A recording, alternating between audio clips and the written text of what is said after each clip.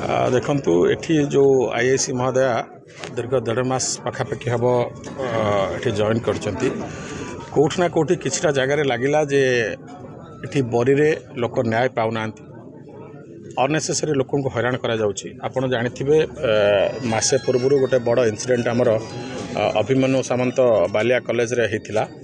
एजाए से माने से जो लेक्चर जी आक्यूज ताकू एजाए धरी पार्लानी बरी पुलिस। तो निश्चित भाव में गोटे बरी पुलिस निष्क्रियता गोटे लोक को मासरू ऊर्ध है धरी पार्लानी। से झील माँ बालिया कॉलेज रे स्ट्राइक बसवा आज सकाळु जाइकी मोर बासभवन मत देखा करवा। तो निहाती कोठी एठी बरीर माटीर कथा पदार पड़ुची। Law and order situation create होची।